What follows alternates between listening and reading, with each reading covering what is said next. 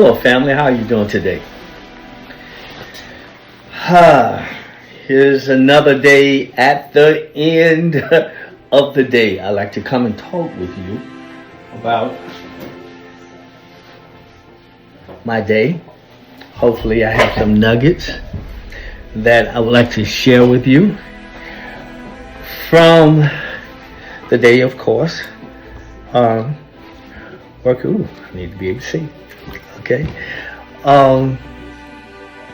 Just to talk to you about some things today that happened that maybe there's a message in this that I'd like to share with my audience.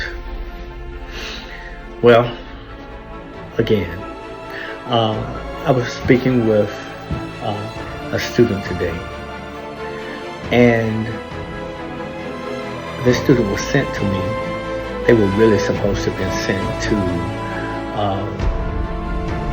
the office, I guess you would say, because another substitute teacher was there in the school system, and this particular student was giving them the devil. So they said, "Miss Ezell, would you please just take them out, get them out of my classroom?" And I said, "Which one of the students?" I looked at it, I said, I can't remember the student. I think I had a problem with them earlier also, maybe at some time. Didn't remember the name, but the face. She was a little pretty little thing. They always use little cute little things, kids. Anyway, and but with troubled students. They might be all dressed up in a little pretty, whatever, maybe well dressed, maybe. But our children have some problems. And it's foundational. And you really can't blame them because something's off in the foundation of their teachings, of what they've been taught.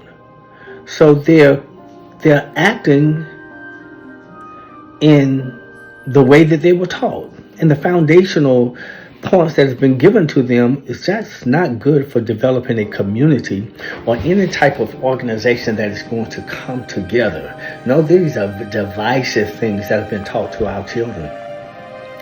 And we basically, as I'm saying, as I get older, these are basically, because we see the generations turn over and over and over, these are children teaching children, teaching children, teaching children, and we're getting further from the truth because I guess as adults, sometimes we refuse to grow up and be able to see the bigger picture and understand that we're responsible for passing good information on to the next generation. And you can't be sitting here acting like a child yourself and not be able to give them the truth. Stop hiding the truth. If you've done some shit in your life, then you need to tell your children about it. Because if you hide it, they find out, then they know how to hide what they do. They learned it from you. They learned it from the best. And the only way you're going to be able to fix these things is the truth will set you free.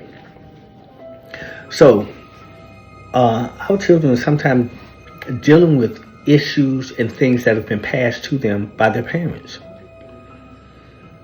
We have to remember that the things that we do from day to day, the things that we say, the things that we do, the things that we believe in, or what have you, these things go into our DNA. Our mindset goes into our DNA. And so when you get this child that is rebellious, this child that is defiant, this child that is disrespectful, and the parents sitting there wondering where they get it from. They got it from you. Damn it, they got it from you. You thought you were hiding it. No, the truth shall set you free, and it shall set your child free also. You've got them living on some premises or principles that you know are not godly and they are not good. And your child starts to do things in the school, and when the school hits them on the hand about it, they react the way you react. And you know that is not good if your child is being disrespectful because you were disrespectful. Just stop and think. If you were a student when you were in high school and you was always going to the office, always going to ISS, always getting into some trouble, you have put that in your children. It's in your DNA. So your children come up with the same behavior. You're wondering where they got it from. They got it from you, damn it. They got it from you. And you need to be the one to talk to them and say, baby, I just have to confess, you got this from me. I was this way. And then the child begins to relax because they thinking that they're the only one that's different, or that something's wrong with them. So they're feeling guilty. But as soon as you give them the truth, now at least they can identify with, okay, I need to fix that. And now because you're able to say that, you can give them a key. You can give them a code. But now this is going to take a couple of generations to get out of their system. My children are pretty much passive. I don't ever remember having to go to the principal or anybody ever telling me I was disrespectful to the principal, or I guess I've been a goody two shoes. I did myself, but it went to authorities, and therefore, my children are pretty much the same way. Now they may do some things outside of that, as far as I know, but when it comes down to respecting adults and authority, and these are the doors that open up life to you. You're disrespectful, and I sit and I listen how teachers do this. If they have a student that was bad in the class, they go and tell the next, you're 6th grade, they go tell the 7th grade teacher, that's a little badass right there. You get, he's going to give you some problems. You'd already set up the doors for the next teacher, because the next teacher is going to receive this. They're not going to necessarily be the type of teacher that can say, well, I'll wait and see. I'll wait and see. Well, you can wait and see, but you're probably going to get it. And even if the child tries to, if you are not saying to that child, look, I know that you've had some problems, blah, blah, blah, and these things have, we're going to have to deal with these things. But I need you to understand that I need you to try to fight this. You need to try to get control of your life and over these issues so that you can have a better life. You've got to be able to talk to these students, because the things that they're dealing with are our past sins. They're dealing with where we dropped the ball and did not help them to pass. And all you did, and there are some mothers that the first thing come out of their mouths when they have a baby, they see the baby do something that's maybe aggressive. Oh, my child, he's so bad. They think it's a compliment. He's so bad. You cursing your child right there. Right there. He's so bad. Oh, is that what you want? Is that what you want in your child, to be bad? You sit up here saying this to yourself. You don't realize what you're... Wow, if I called you on it, the first thing you'll say, well, you're just taking this too serious. You're not... No, words have power. You're in the image of God, and you have the power to speak life and death on your children. And you're speaking it because you're letting these foolish-ass words come out of your mouth. Do not tell your children that they are bad. You tell them your ass was bad, but you're going to be better, and you're going to be greater. Why? Because I'm determined to try to turn me around. Because these little arrows into the future that you have had, they are you. They are you. My children are me. If they got any problems, you can bet I probably had something to do with it. But I'm going to tell them so that they can meet that devil up front and fight him too. The same way I have to fight him. Join the fight. Join the war. We're at war here spiritually, in our spirits and what have you. So I'm talking to this student today. This student, I've run in with this student before.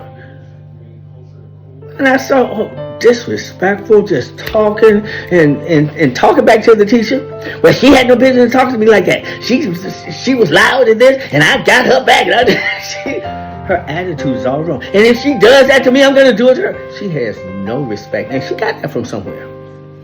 She got that from somewhere. She feels validated because maybe the teacher did do something wrong. But there's another thing. As a child and as someone who is looking at authorities and you're having that kind of aggression, you're setting your life up for a bit of drama. And what does drama bring on? Stress. And if you're stressing, you're bringing death. You're going to die sooner. Why? You got so much drama going up here. Don't you know that your cells in your body flourishes when you're happy. When you're stressed, they tense up and you bring in disease, cockroaches, and everything else up into your body. Why? This is why it's very important for you to forgive, for you to smile, for you to do all these things. Your body is a temple that reacts to your actions. Things that you do, the things that you say. Your body reacts to it. You wonder why you might have high blood pressure and all these other things. I really didn't get high blood pressure until I was way up in age.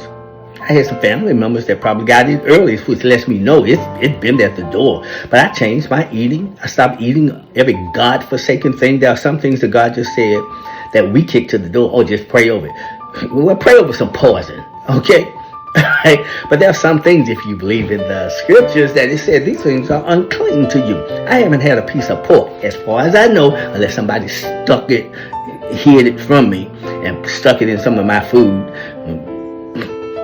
Unless they did that, I haven't had any pork, chitlin, bacon. There's some things that I just haven't had since I was like 22, 23, somewhere way back there. When I found, and I loved me some chitlins and catfish. As soon as I found out that, because I was trying to do what, I thought that Bible was saying that was true. Then it comes by and tell you later, pray over it. And you're wondering why you're sick. Somebody lied. Somebody's lying. Something in the milk isn't clean. So if now when you get high blood pressure, the first thing the doctor tells you could come off pork, come off this, come off of that, and there are all those same things usually that the Bible said over there in the Old Testament, where you're saying, oh, we're in the New Testament now. You think you might find some people who get by and they do pretty well or whatever, but they are far and in between. They are not the majority. Most of us are always encouraged to move toward a vegetarian diet, having more vegetables and all this meat and stuff, because we know how it affects the body. Science knows this. And true science lines up with your God who created us. True science, true medicine, herbs, and all these things that God has given us. He said that he gave them to us for the healing of the nations. So this little girl comes in and she's just carrying on and going off. And I sat there and listened. I let her talk. I did not interrupt her. I needed her to get it off of her. She was mad as a little fire. She was just, man, I just want to be by myself. Yeah, you want some peace, don't you? But you brought this doggone stress upon yourself when you decided that you would go up against the teacher. The teacher's going to win. Police pull you over, you run in your mouth. Now you got some devils out there just want to kill you anyway. But if you got a fairly decent policeman out there, he pulls you over and you giving him all that flat, you're going to get some drama, baby. You're going to get some drama. Rather than trying to be as respectful as you can, if you need to deal with him on a different level, wait until you get to the police station. If they allow you. But if they're devils, that's just, we just pray that there's some lesser devils out there. But basically, if you're giving all that look, you're bringing in drama. You're going to have some stress. Now keep going through that every day of your life. See how it doesn't shorten your life. Shorten your daily health. You start getting sick. I told this little girl, I said, you're creating it. Every time I see you, you're in some drama. You are tight, baby. You're tight. You're tense. You're tight as a string. No matter, there may be some stress at home. Then you come to school, there's stress. Then you having stress with the other kids. Then you having stress with the administration. You are stressed for all day. Oh, you look pretty. You got your hair and everything done and everything. But you're a miserable little kid. Which means that you got some drama somewhere you're going to have to deal with. I said, baby, you cannot live in your best health like this. I said, you've got to find some answers. And these answers, you're going to have to find them. I can't get into your personal life, but if there's some drama in your house that's causing you to stress like this, I sat here and listened to how you talk and the things that you have said. And I can go right down the list. Basically, everything that you have said is out of order. And it's going to bring you some drama. And if you keep thinking from this principle, I don't know who gave you this principle, but if this principle that you're living by, based on everything that you said in this conversation, you're going to, if you don't figure out how to find some peace in this, you're going to develop some things going to come towards you that you did not want. You invited them unknowingly, but you invited them with your just your mindset of thinking that you've got to address adults and everybody violently back because they hurt your feelings or because they didn't say something right. People don't say things right you're living in this earth. They're going to always be coming at you. So you've got to learn how to keep your blood pressure down, keep yourself under control, do not respond to everything. You have to choose your battles. But right now, you're battling everything that's coming towards you. And before you know it, at a young age, you could have high blood pressure, diabetes. Diabetes will lead to cutting off your limbs. Your food don't process in your body right. You got all these things going. You're unforgiving. You hold on to grudges. All that stuff. You think you're hurting the other people. No, you're killing you. You're killing you. You're digging an early grave for you. Is that what you want? Baby, I don't want that for you. But is this what you want? And I know you don't want that. So I have to come and give you some wisdom. These are the things that leads to your demise.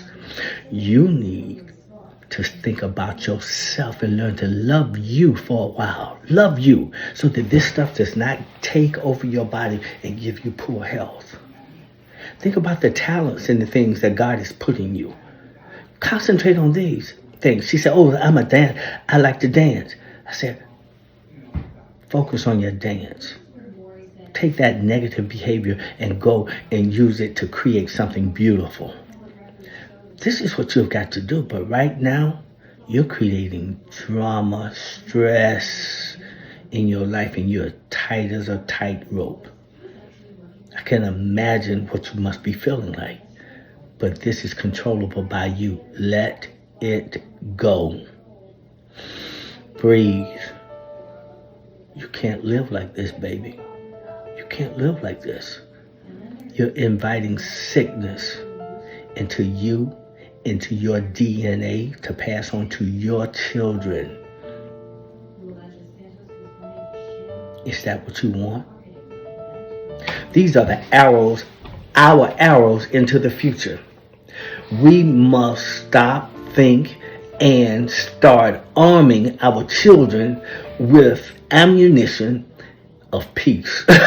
Of peace in the midst of all of this chaos. They've got to live. You're getting on more and more and more medicine. As I get older, I'm having to get on more and more medicines. But the early part of my life, I wasn't dealing with all of this, and I've gone a long ways. That's why I keep trying to dance. That's my high happy spot. It gives me physical. That music gets it going. That makes the body feel good. Makes your mind feel good. And to move into all of that. Hopefully it is going to lengthen my life. Give me a chance to create something. You better be doing something, playing that basketball or something, releasing some energy or whatever. You've got to keep physically active. Physically active to the end. Because exercise is a form of also removing the stress. Removing the stress so that your body can breathe. We need to reach our children. We need to find a way to eliminate our stress, take that stress, and teach our children from your lemons and your good deeds, the things that you have, the gifts that you have. You got to teach them how to take that lemon and make some lemonade. Back to what I always say, take the stress out. We cannot live this way. We must try to figure out how to live at peace. So that at the end of your days, just as today, at the end of this day, I get a chance to come home, to relax, and to get away from those stresses. So that I, Anthony, at the end of the day, and I grant unto you at the end of this day, peace.